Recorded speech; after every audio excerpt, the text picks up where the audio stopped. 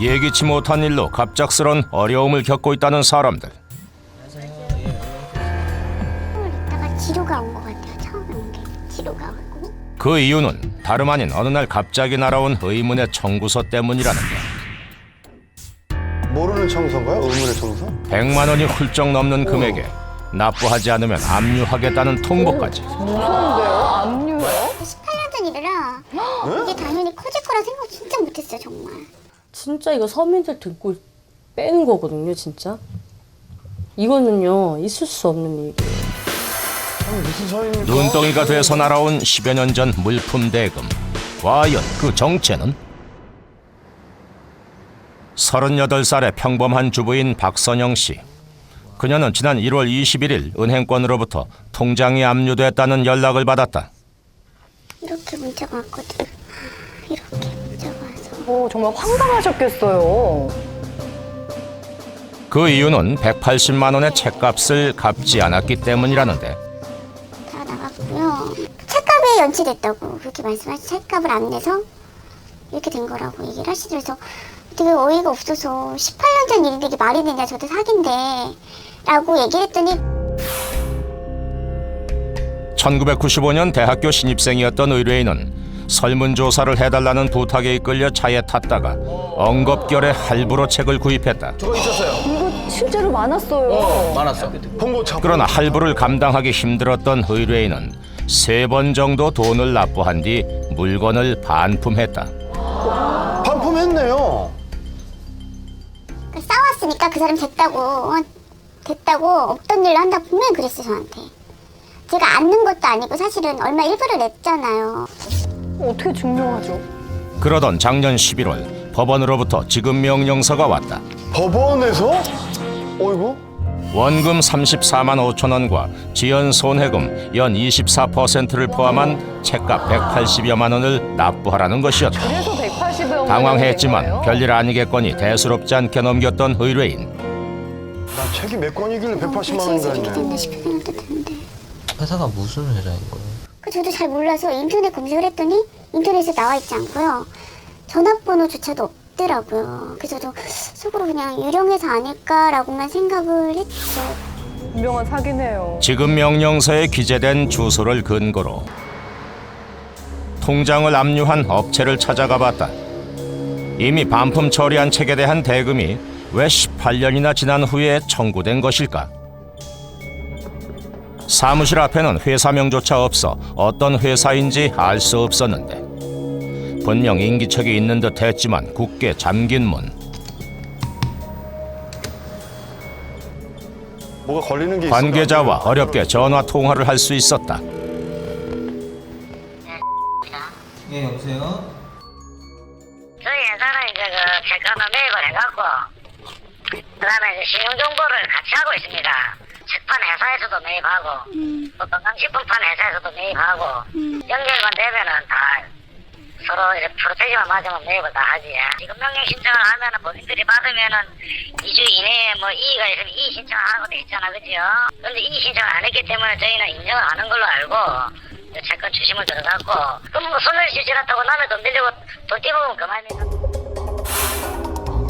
2주 안에 이의 신청을 하지 못한 의뢰인은 채무 사실을 인정한 꼴이 됐고 결국 180여만 원에 대한 채권 압류 및 추심 명령이 결정돼 통장이 압류됐다. 아이고. 3시에 이쪽으로 뭐 연결을 해서 이쪽으로 빨간 타치를 붙이러 온다는 거예요. 그러면서 TV에 보셨죠? 영화나 TV에 보시면 빨간 타치 붙이면 하는 거 보셨죠? 그러면서 그렇게 될 거니까 그렇게 알라는 거예요.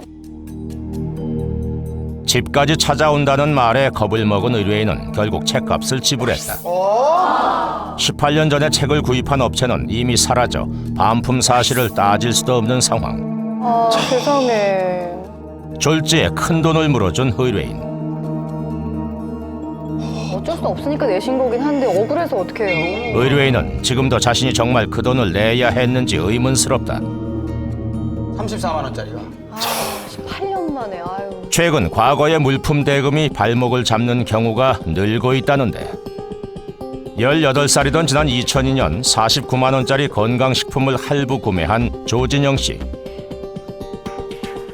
미성년자 계약으로 반품한 뒤 계약 해지했지만 11년이 지난 작년 봄 업체로부터 납부 독촉서를 받았다. 대금이 49만 원인데 연체가산금이 90만 원이라는 게 말이 되냐는 거죠. 그러게. 거의 뭐 원금의 2배 가까이 되는 금액이잖아요. 아니 그리고 기다렸다 지금 연체금 더 받으려고 한 것 같아. 2002년도인데 지금은 2013년도고 그 당시에 이제 만 18세였거든요. 출혈 없이 시간이 오래 흐르다 보니 관련 서류 하나 남아있지 않는 상황. 그렇다고 해도 11년 전의 계약에 대해 이제 와서 돈을 납부하라는 것은 이해할 수 없다는데 제가 이거는 솔직히 증거 없고 좀 현명하게 갖고 있었으면은 물론 10년 지나가지고 이렇게 할 줄은 몰랐지만은 100얼마는 이건 정말 말도 안 되는 거 아닌가. 9년 전 건강기능식품을 구매한 원은영 씨. 원 씨가 19살 때 구입한 건강식품의 가격은 60만 원. 2004년도에 구매했던 사건이 지금에서야 저한테 그렇게 이렇게 진행될 줄은 몰랐거든요. 정말 당혹스럽고 제가 성년이 되고 나서야 이렇게 뒤통수 치는 걸 줄이야 정말 꿈에도 몰랐거든요. 9년간의 이자를 포함한 157만 원의 물품 대금 청구를 받았다. 하지만 의뢰인은 부작용으로 인해 반품 처리했기 때문에 받아들일 수 아니 없다는데 이분도 반품했네요. 이것도 보냈어요. 내가 보냈는데 제가 그 다음날 확인 전화를 했거든요. 네. 여보세요. 그랬더니 저 지금 진단서랑 내용증명서 보냈습니다. 물건을 보냈습니까? 받았습니까? 안 받았습니까? 우리 그런 거 안 받았다. 현재 원 씨는 지급 명령에 대해 법원에 이의 신청을 한 상황. 하지만 혹시라도 불이익을 받지 않을까 불안하다. 9년 전 건강기능식품을 구매하고 대금 독촉을 받은 원은영 씨. 구입 후 11년이 지나서 대금 독촉을 받은 조진영 씨. 다 몇 배씩 더 내는 공교롭게도 이들이 납부 독촉을 받은 곳은 같은 회사. 그래요. 어떤 회사인지 알아보기 위해 찾아가 봤다. 납부 독촉을 한 회사는 채권 추심 업체가 아닌 물건을 판매한 회사. 지금도 있나요? 그 업체가? 지금도 있는 업체네요. 회사의 입장을 들어봤다. 판매자가 또 불가피하게 그 영업사원 하시는 분들이 좀 욕심을 부려서 하는 경우도 있어요. 본사에서 일일이 다 확인 전화를 해요. 뭐 예를 들어서 아무개 이런 물건 구입 사실이 맞습니까? 그리고 입금을 잘 할 수 있겠습니까? 라고 본인한테 반문을 해요. 예를 들어서 충동 구매를 했다던가 판매자가 뭐 마지못해서 제가 구입을 했어요. 그러면 저희는 물건을 그대로 회수를 합니다. 회수를 받아요? 네. 그게 언제까지 이제 회수가 가능한 뭐 물품 판매하고 나서? 언제까지라고 할 것도 없어요. 저희는 물건 회수가 되면은 무조건 되고 그냥 계약이 종결되는 걸로. 그 원은영 씨 같은 경우에 이제 부작용으로 의사 소견서나 내용증명서까지 보내면서 물건을 돌려줬다고 하는데 내용 증명서도 받은 적이 없고요. 소견서도 받은 적이 없고.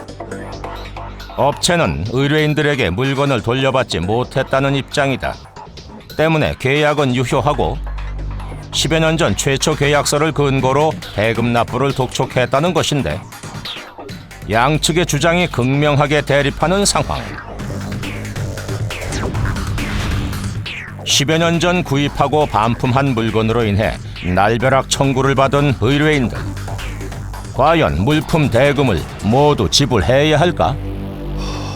야, 이런 일이 있네요. 너무나 네. 까마득한 일, 어떻게 보면 기억도 안 난 일일 수 있는데 그러니까요. 이런 일이 생각보다 꽤 많다고 합니다. 앞에 보셨듯이 뭐 그 건강식품, 그리고 네. 책값도 있고요. 심지어 이미 냈는데 연체된 카드 대금을 다시 내라고 이렇게 청구하는 경우도 있다고 해요. 이거 억울한 일인데 김 변호사님 이 몇 배씩 더 연체금을 올려가지고 뜸들였다가 일부러 그런 것 같은데 이거 돈 내야 되는 겁니까? 갚을 필요가 없습니다. 진짜요? 일단 의뢰인들 경우에는 예. 그 이미 당시에 물품을 반납했기 때문에 네. 갚을 이유가 없죠. 그리고 건강식품 또는 책값 등에는 소멸시효가 3년입니다. 소멸시효가 이미 3년. 이게 완성된 상태이고요. 우리를 지켜줄 줄 알았던 법원에서 지급 명령서가 날라오니까 일반 분들 같은 경우에는 겁부터 나거든요. 이 지급 명령이라고 하는 것은 채권자가 신청을 하면 별도의 이제 뭐 채무자 채권자를 불러놓고 심리하는 절차 없이 그 서면의 심리만으로 권리가 있는지 없는지를 결정하는 간이한 재판 절차입니다. 그래서 좀 더 간편하게 이 권리 인정 여부를 확인할 수 있는 좀 간편한 절차인데요. 법원에서 이렇게 뭐 지급 명령이라든지 이행 권고 결정이 왔다라고 하시면 거기에 다 안내문이 있기 때문에 꼼꼼하게 살펴보시고 반드시 자기가 항변할 수 있는 사유가 있다면 2주 내에 꼭 이의를 신청하셔서 자신의 권리를 보장받으셔야 합니다.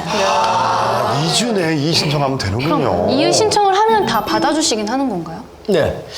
맨날 담변이 하셨다가 저한테 질문을 하니까 굉장히 떨리네요. 친절하게 자세하게. 그동안 약간 소외감 느꼈었나 봐요. 예, 지원 씨한테. 이 경우 이의신청하게 되면은 영수증 없이도 거의 예외 없이 받아들여집니다. 그러니까 채무를 갚을 이유가 없죠. 우리 의뢰인분은 이미 이의 신청 못하고 180만 원 갚으신 분이 있거든요. 안 갚아도 되는 거였는데 이거 다시 돌려받을 수는 없나요? 안타깝게도 없습니다. 우리 의뢰인의 경우에는 두 번의 기회가 있었습니다. 첫 번째 지급 명령서가 왔을 때 이의 신청할 수 있었고, 그다음에 통장 압류를 했을 때 집행 이의 신청을 할 수가 있었는데 이 두 번 기회를 다 놓치고 돈을 줬기 때문에 스스로 소멸시효 이익을 포기한 거로 봐서 돌려받을 수가 없습니다. 이거 그러니까 알아야 돼요. 우리 프로가 존재하는 이유입니다. 자신의 권리를 알아야 이게 항변할 수 있는 건데 이의 신청 꼭 2주 안에 해야 된다는 거. 이것만이라도 기억하셔야 될 것 같습니다. 그리고 또 한 가지 궁금한 게 이의 신청 방법이 참 궁금하거든요. 굉장히 어렵고 혹시 변호사가 필요한 거 아닌가 고민이 되실 것 같은데 좀 간단하게 할 수 있다면서요? 뭐 이의 신청 같은 경우에는 반드시 뭐 저희가 답변서 같이 이렇게 서식을 갖춰서 장황하게 꼭 변호사를 통해서 아니면 다른 전문가를 통해서 하실 필요는 없습니다. 그냥 뭐 나는 이러한 이유로 이의를 신청하겠다 정도의 간단한 뭐 서식 같은 것을 편지 쓰는 형식으로 써셔갖고 그냥 법원에 내시면 되기 때문에 이 이의 신청 같은 것을 두려워하시지 마시고요. 뭐 의뢰인 같은 경우처럼 나는 예전에 이 계약을 뭐 해지했고 반품했다. 더 이상 이걸 갚을 이유가 없는 것 같다라는 정도만 쓰셔서 내셔도 충분히 이의가 신청될 수 있습니다. 법원마다 종합 민원실이 있습니다. 종합 민원실 가서 내가 이의 신청을 하겠다라고 하면은 서식을 줘요. 거기다 작성하고 제출하시면 됩니다. 생각보다 어렵지 않네요. 그야말로 날벼락 아닙니까? 이런 날벼락 고지서가 오면 너무 당황하지 마시고 앞에 알려드린 정보들 잘 생각하셔서 잘 해결해 나가시기 바랍니다.